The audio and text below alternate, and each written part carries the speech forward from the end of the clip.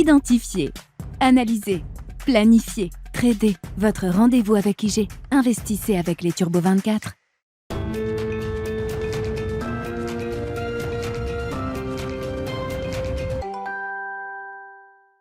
Bienvenue dans Smart Bourse, votre double dose quotidienne de marché en direct sur Bismart. Chaque jour à la mi-journée, 12h30, 13h. Et en fin d'après-midi, la grande édition pendant une heure à partir de 17h en direct, rediffusée à 20h sur Bismart TV.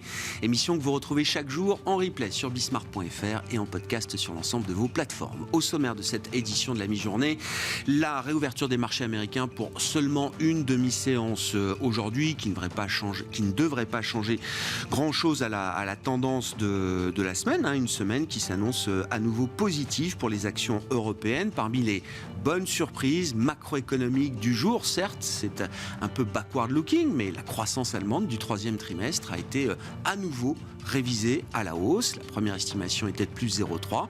Elle est au final de plus 0,4% selon la deuxième lecture qui a été délivrée par l'Institut statistique allemand Destatis ce matin. Plus 0,4% pour la croissance allemande, avec notamment des dépenses de consommation des ménages qui progressent de 1% sur le trimestre écoulé. Est-ce que cette situation est tenable dans le temps ? Sans doute pas. La consommation des ménages va évidemment être affectée par l'inflation à près de 12% en Allemagne. On le rappelle, et donc l'idée d'une récession en Allemagne notamment et en Europe sans doute reste valable pour la suite, mais cette récession s'annonce peut-être beaucoup moins profonde, beaucoup moins sévère que ce qu'on pouvait imaginer il y a encore quelques temps, avec le prix du gaz qui s'est quand même calmé et l'idée que la douceur du début d'hiver ou de la fin d'automne permet d'envisager un hiver 2022-2023 sans pénurie grave en matière de gaz. Et puis l'autre volet également, c'est tout l'argent public qui est encore mis sur la table pour soutenir et les entreprises et les consommateurs. Au final, le chef économiste de Commerzbank par exemple, qui estimait que la récession en Allemagne serait de l'ordre de 1,5% l'an prochain, a révisé très nettement à la hausse cette perspective et estime désormais que le PIB allemand pourrait ne baisser que de 0,5% l'an prochain. C'est une vision déjà un petit peu différente. Sans doute que les marchés ont déjà accepté l'idée que la récession serait peut-être moins forte que prévu. On l'a vu à travers ce rallye depuis fin septembre qui a largement profité aux actions européennes. On va boucler une 8e semaine de hausse consécutive. 2 mois pleins de hausse pour les actions européennes qui ont progressé jusqu'à 20%. L'Eurostock 50, depuis son point bas du 29 septembre jusqu'à aujourd'hui, a gagné 22% en ligne droite. Est-ce la fin du bear market ? Question qu'on posera à nos invités de la mi-journée. Comme chaque dernier vendredi du mois, Bertrand Lamiel de Ports en Par Gestion et Jean-François Bay de Cantalis seront avec nous pour le grand tableau de bord des marchés.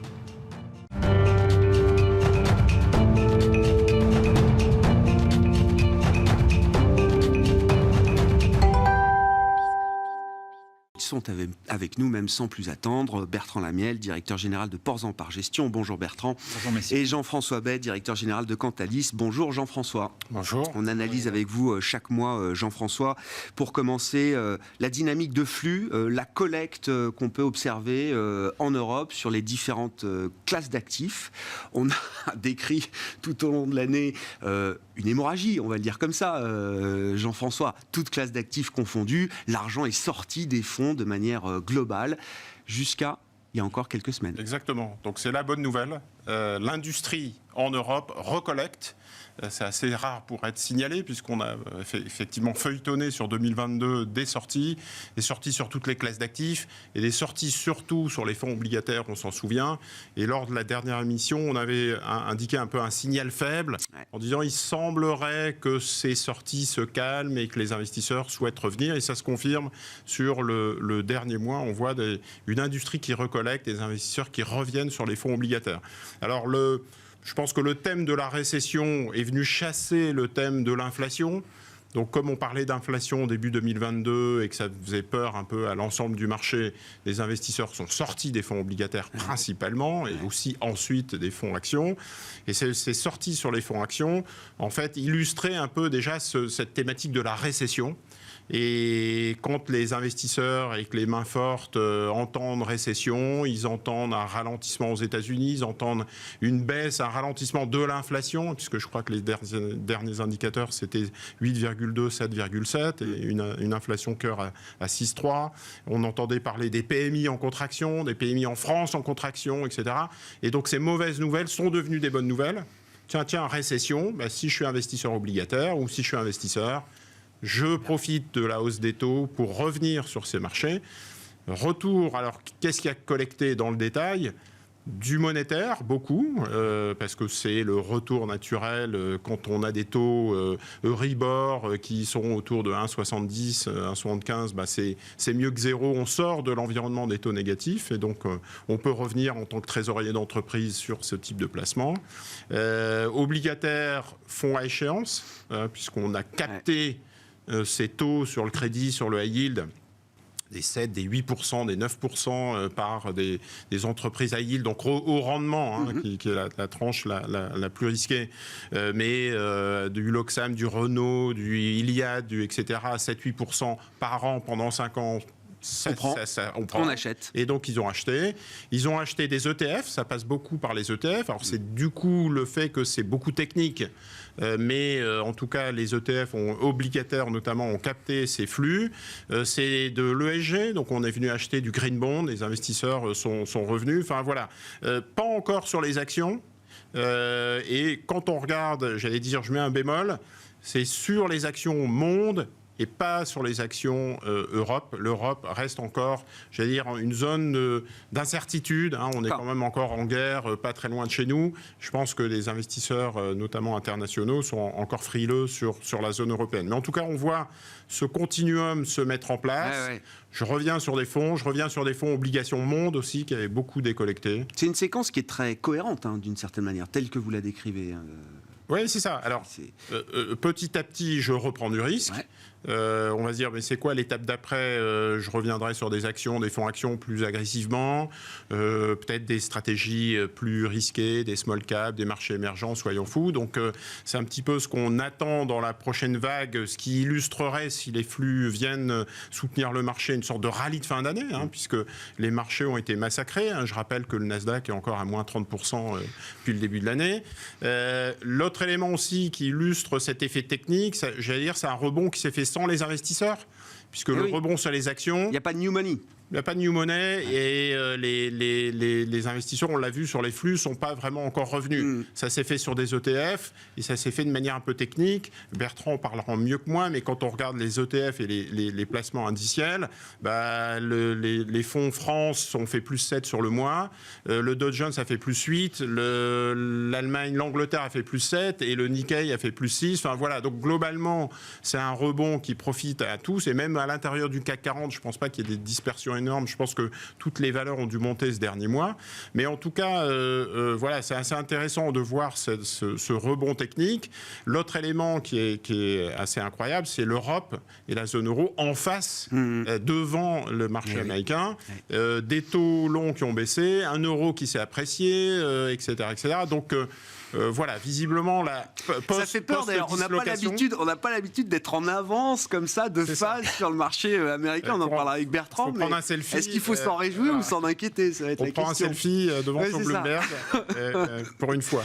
Mais en tout cas, voilà, je pense que ce qui est intéressant de noter, c'est ce mouvement de retour des investisseurs sur les fonds d'une manière générale en Europe et petit à petit en reprenant du risque. J'ai en tête des fonds obligataires monde gérés par PIMCO, Schroders, Invesco, etc. C'est des fonds qui avaient décollecté de 10 milliards par fonds. Wow. Depuis le début de l'année, qui avait vraiment été massacré. Et sur le mois de novembre, on a les retours des investisseurs, qui sont les plus gros collecteurs, là, sur le mois de novembre, à l'heure où je vous parle. Non, mais c'est intéressant parce que l'obligataire, le krach obligataire, il faut l'associer évidemment à la poussée continue de l'inflation. Il y a l'idée que, effectivement, le pic d'inflation est passé. Quand on voit que des sommes aussi importantes reviennent dans des fonds obligataires, c'est que oui, les investisseurs de long terme, les mains longues, les mains solides, se disent que là, il y a une parenthèse inflationniste qui se referme. On continuera de parler de l'inflation. L'inflation va rebaisser graduellement, etc. Donc ça reste un sujet, mais il y a un cap la hausse continue. Voilà, on est derrière rassuré. Ouais. Et l'autre élément aussi dans le continuum, si on essaye de se projeter, c'est que je reviens sur des classes d'actifs obligataires, je reviens sur des gérants actifs, type PIMCO, Schroeder, Invesco, etc. Et donc on se dit, quelque part, les investisseurs ont compris qu'on est dans un environnement quand même de stock et de bond picking. Ouais. C'est-à-dire passer le mouvement ETF, à un moment donné, on reprend des positions stratégiques sur 2023 et faire confiance dans un environnement qui restera compliqué à des gérants actifs de conviction, parce que sur les actions, il y aura sans doute encore des rotations thématiques, les banques, oui, la tech, oui, la santé, enfin voilà. Donc, et même valeur par valeur, il y a du boulot là à se faire sur la partie, il y a un travail à faire sur la partie earnings et bénéfices en fait. Mais en tout cas, c'est intéressant de suivre ces deux mouvements sur le marché obligataire et qui viennent rassurer l'industrie de la gestion en cette fin d'année. Bon. Et sur les actions, vous disiez, les flux effectivement restent encore négatifs. Et quand on voit des flux positifs, on achète les actions mondiales dans leur ensemble sans faire tellement de discrimination géographique notamment. Exactement. C'est encore, j'allais dire, c'est un peu tôt dans la bascule qu'on vient d'évoquer. Dans le cycle. C'est encore négatif. C'est actions monde, c'est ETF. Quand on revient sur les actions monde, c'est voilà, un indice large, indice américain, mais on n'est pas encore sur des classes d'actifs plus spécifiques. Trop exotiques. On ne revient pas sur les marchés émergents, sur la Chine, sur des petites et moyennes valeurs aujourd'hui. Bon, et puis toujours la tendance ESG versus non-ESG, ça permet, le mois de novembre permet encore de confirmer que oui, c'est une méga tendance. Pour ceux qui ont de l'argent à apporter dans les marchés, ils préfèrent toujours des produits ESG et si possible les plus ESG, c'est-à-dire que maintenant on a une classification SFDR qui permet de qualifier ou de caractériser un peu les différents types de fonds.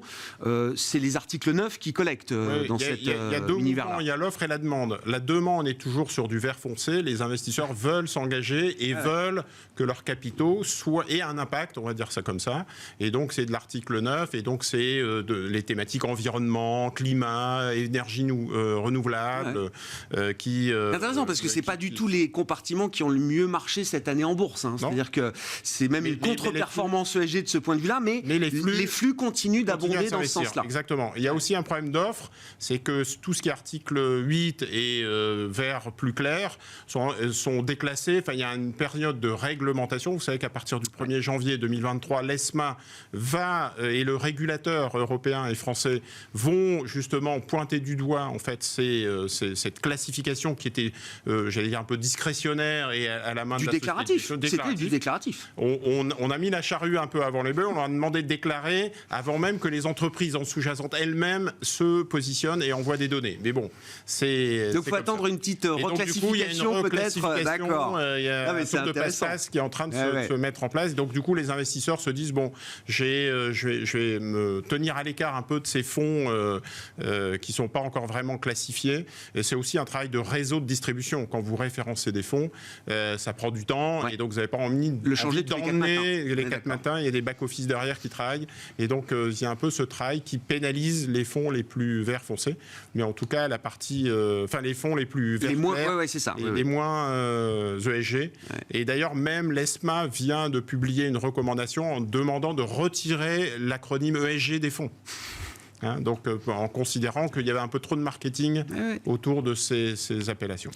Très intéressant. Merci beaucoup Jean-François pour cette photographie des flux du mois de novembre qui montre effectivement que l'investissement repart à travers le monétaire, l'obligataire comme on l'a décrit et puis on verra ensuite pour les actions. Jean-François Bay, directeur général de Cantalis, avec nous chaque dernier vendredi du mois pour le tableau de bord des marchés.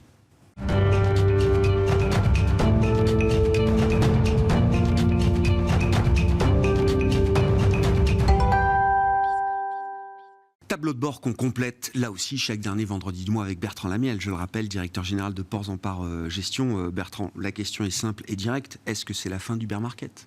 Ça pourrait y ressembler. Alors, ce rallye, en fait, qu'est-ce qui différencie ce rallye de celui qu'on a connu pendant l'été ? qui était le troisième, on est sur le quatrième, et on pourrait penser que c'est un rallye de bear market, en fait une normalisation, et derrière ça s'écroule. Dans l'été, il n'y a pas eu de remise en cause des hiérarchies, c'est-à-dire que globalement, l'énergie, banque et assurance qui étaient juste derrière, ont tiré fort et ont tiré le marché, et on n'a pas vu arriver de nouveaux secteurs, et les leaders n'ont pas été challengés. Là, dans ce qu'on voit là, il y a quand même une rotation. On voit arriver un gros secteur qui est l'industrie. En plus, au moment où on parle de récession et d'inflation, voir arriver l'industrie, c'est-à-dire des capitaux qui vont s'investir sur un secteur cyclique qui a tous les vents contre lui, c'est pas neutre, et donc il faut y prêter attention. Alors, l'énergie est un peu challengée, ça tremble sur ses bases, mais globalement, ça reste plutôt bien orienté. Banque et assurance, ça reste un sujet de à toi, à moi. Voilà, pendant 15 jours, c'est la banque qui prend, l'arrière, c'est l'assurance, mais globalement, ça reste plutôt bien orienté. La santé est toujours là, donc on reste toujours sur une logique assez défensive de la part des investisseurs. Mais là, ce qu'on voit arriver, c'est l'industrie, et pas avec des petits noms. Siemens vient de faire un parcours exceptionnel, résultat à l'appui, et Siemens, globalement, est présent sur beaucoup de secteurs de l'industrie, puisqu'ils ont une division sur la santé, ils ont une division sur le renouvelable, ils ont une division sur le service à l'industrie, donc ils servent beaucoup de clients. Et là, on voit qu'il y a des choses qui sont en train de bouger. Et puis, vous savez qu'on regarde les 1500 valeurs en Europe, 500 aux États-Unis, et on les met en mode phase. Donc, il y a une phase qui est plutôt haussière, avec de l'accélération ou de la pause. Depuis fin septembre, le point bas du marché, à aujourd'hui, ça ne change pas. On a 25% du marché qui est plutôt en phase haussière. Par contre, ce qui a changé, c'est qu'en septembre, on avait seulement 5 à 10% qui étaient franchement haussiers, le reste qui était en pause. Là, c'est l'inverse. L'accélération a repris le dessus. Ouais. Et pareil, sur les 75% du marché, où globalement, il faut encore faire le tri, on avait beaucoup de baisses. La baisse était majoritaire. Et il y avait peu de controverses. Ce mouvement où on essaye de sortir de la baisse. Ouais. Et là, la controverse, donc c'est le mode espoir qui est en train de revenir. Donc là encore, n'allons pas... Controverse au sens où on change de statut, où on change de phase. On est en train de changer de phase. Ouais. Ça reste à confirmer. C'est le moment, la controverse, où les analystes ne sont plus du tout d'accord. Oui, c'est ça. En phase de baisse, tout le monde est d'accord pour dire c'est trop cher, les résultats vont baisser. Là, il y a des analystes qui commencent à dire finalement, les résultats, je suis peut-être allé un peu loin, donc je les relève. Je relève aussi mon objectif. J'étais allégé, je passe à renforcer. Donc on commence à avoir de la dissonance au niveau des analystes. Les entreprises ne rencontrent pas les analystes seulement à la publication. Il y a des réunions qui sont faites régulièrement, donc elles peuvent à un moment donné lever le voile sur tel ou tel projet qui se passe bien, sur des clients qui reviennent, sur est-ce que je suis capable de délivrer en fait tout le stock de commandes qui n'avaient pas été délivrées. Là, les chaînes logistiques sont en train de se remettre tranquillement. Alors, il reste des sujets sur l'automobile, où l'automobile réussit à produire parce que les semi-conducteurs arrivent. Par contre, ils n'arrivent plus à livrer. Donc il y a encore des sujets, mais on voit que globalement...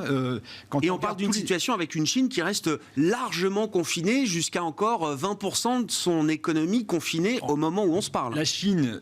Ça a rassuré les marchés, du coup le luxe est reparti, ce qui explique la performance du CAC versus les autres indices. A dit j'arrête ma politique zéro Covid, même si on voit qu'en ce moment il y a peut-être du stop and go, mais ils arrêtent en la renforçant. Il y a eu cette posture-là officielle de dire on va faire un peu différemment. Et ça a suffi à faire notamment repartir le luxe et globalement pas mal d'industriels et des sociétés qui étaient exposées plutôt Chine. Donc voilà, ce mouvement-là, il n'est pas neutre. Alors après, c'est allé très vite. On a gagné 20% depuis septembre. Il n'y a pas eu de pause. Donc à un moment donné, il faudra une respiration. Et c'est là où on va regarder si ceux qui ont tiré arrivent dans cette respiration à tenir, à moins baisser. Alors on est sûr qu'on a les futurs leaders du prochain marché haussier. Ah oui, période très très intéressante effectivement qui se dessine devant nous. Là, on parlait essentiellement de l'Europe avec vous, Bertrand. J'ai mesuré assez précisément. Donc le point bas en Europe a été marqué le 29 septembre. J'ai pris l'Eurostock 50 comme référence. Jusqu'au point haut de l'Eurostock 50, aujourd'hui, au moment où on se parle, l'indice a repris 22% précisément. Le marché américain a marqué son point bas le 12 octobre. Le S&P 500 a marqué son point bas le 12 octobre dernier, donc un peu plus tard que l'Europe. Depuis le point bas du S&P 500, la reprise aux États-Unis a été de seulement 12%. Est-ce qu'il faut se réjouir ou s'inquiéter de cette situation, Bertrand? C'est un fait, donc on va plus, enfin, c'est fait, donc on va plutôt prendre les choses positivement. Maintenant, ça fait partie effectivement des signaux qui restent dans la tête des gens de se dire on peut pas partir tout seul. Enfin, le marché principal, c'est quand même le marché américain. On va pas pouvoir donc de deux choses une, ou ils finissent par nous rattraper, ou on va finir par rebaisser. Alors après, il faut regarder, parce que comme vous le notiez aussi, sur le Dow Jones, ça se passe mieux. Oui. Et en fait, quand on va regarder pourquoi le marché américain cale, les GAFAM qui avaient plutôt bien tenu le marché dans la première phase de baisse, là, sont en train d'être attaqués. Et quand on regarde ce qui marche bien aux États-Unis, on retrouve les valeurs du pétrole, mais en fait, le pétrole, c'est 3 ou 4% des indices américains, c'est assez peu. Donc, on retrouve les Chevron, les ExxonMobil ou autres. Et puis après, c'est ce que j'ai appelé les oldies but goodies, quoi. C'est les sociétés type Walmart, Merck dans la pharma, Pepsi, McDonald's, Bristol Myers, Starbucks. Enfin, voilà, c'est pas la tech qui marche. C'est ça qui fonctionne bien. Et on s'aperçoit aux États-Unis qu'il y a un peu une stratégie barbelée, c'est-à-dire la tech, on laisse de côté. Par contre, l'entreprise, enfin l'économie du quotidien, on va dire, ça fonctionne bien. Et après, c'est aux États-Unis, l'indice qui fonctionne bien, c'est l'indice Russell 2000. Donc les Américains sont en train d'aller chercher les sociétés plus auto-centrées, plus 100% américaines. Et cet indice-là bat le S&P et bat le Nasdaq et un bien meilleur comportement. Et bonne nouvelle aussi, le mouvement industriel que je citais sur l'Europe, il existe aussi aux États-Unis. Donc les industriels aux États-Unis aussi sont en train de sortir de l'ornière. Donc c'est un message qui est quand même relativement puissant. C'est intéressant quand derrière les thermomètres indiciels effectivement qui sont utiles, nécessaires, mais qui sont très biaisés, il y a quand même aussi quelque chose qui se passe aux États-Unis du même ordre que ce qu'on peut observer en Europe, d'une certaine manière. Oui.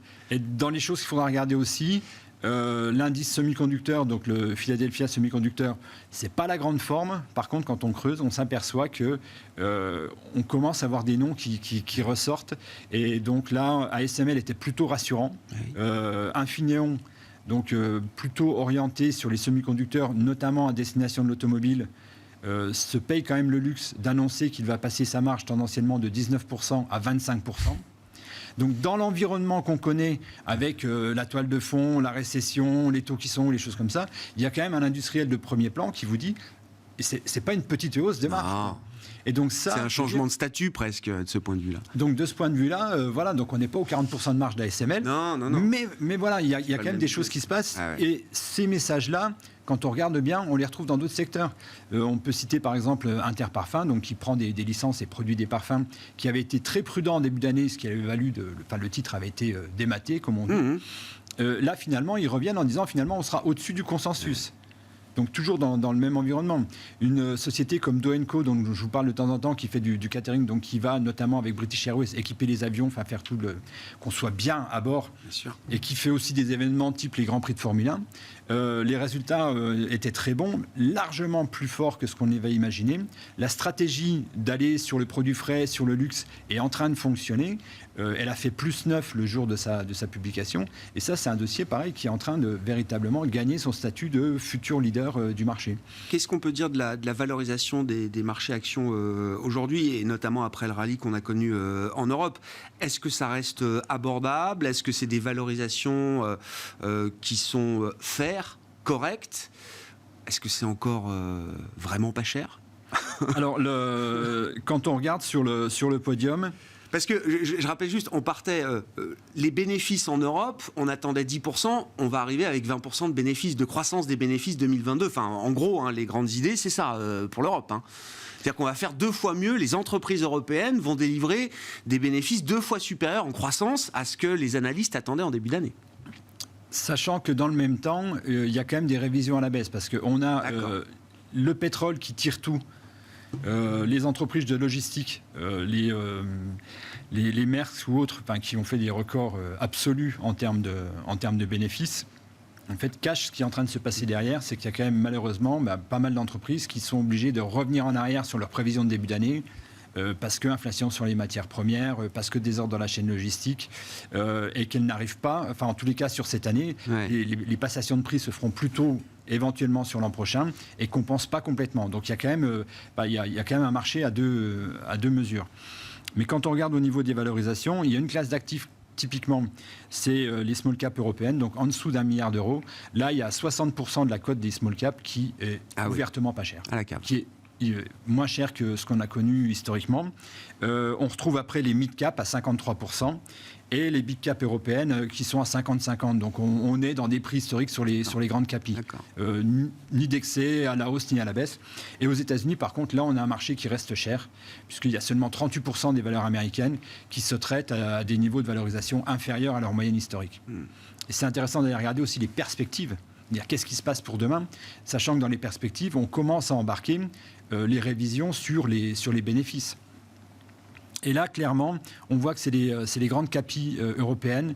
Dans un premier temps, les analystes, voilà, ils sont en train de retravailler le sujet et ils avaient probablement été extrêmement prudents sur l'impact de l'inflation, le schéma récessif, l'impact de la hausse des taux. Et donc là, on a à peu près 68% des sociétés grande capitalisation européenne qui bénéficient de perspectives revues à la hausse. Ah ouais. Et malheureusement, le perdant, c'est les small caps qui n'ont pas encore été révisés. Donc là, on se retrouve sur les small caps, c'est intéressant, c'est-à-dire que c'est pas cher, mais c'est pas encore révisé. Non. Donc il faudra encore attendre probablement un petit peu. Par contre, sur les mid caps, là c'est intéressant parce qu'on voit que c'est probablement le compartiment qui va être immédiatement joué après le retour sur les grandes capes. Ah ouais, j'entends. Très intéressant. Jean-François. Donc, pour faire le lien avec mon intervention sur la collecte sur des fonds à échéance, sur des fonds obligataires, ce qui est une bonne nouvelle pour l'investisseur, puisque un émetteur qui a peut-être eu un coût de financement à 3,5 au mois d'octobre-novembre et a retourné voir le marché et a eu un coût de financement à 7, le coût de financement aura un impact sur les entreprises et voire les sociétés les plus endettées. On l'a vu avec la tech. Est-ce que vous êtes très endetté? Est-ce que vous avez la capacité à sortir un bénéfice, un pricing power? Et donc, c'est des éléments aussi qu'il va falloir intégrer et qui va amener de la dispersion aussi, je pense, dans le marché. Pour l'instant, on a plutôt parlé de rebond technique et en disant que ça allait vite. Mais il va falloir regarder ça à la lueur justement de ce nouvel environnement de coûts de financement pour les États et pour les entreprises. Chaque dernier vendredi du mois, le grand tableau de bord des marchés. Alors, il n'y aura pas de tableau de bord pour la fin de l'année 2022. On sera en pause. Enfin, l'émission sera en pause. Donc, on vous retrouvera fin janvier. Mais évidemment, on fera le bilan de l'année 2022 dans l'émission avec les invités. Et puis, retour du tableau de bord des marchés pour le dernier vendredi du mois de janvier avec Bertrand Lamiel, Portzamparc par Gestion et Jean-François Bay. Quantalis. Voilà pour cette édition Smart Bourse de la mi-journée. On se retrouve à 17h en direct sur Bismart.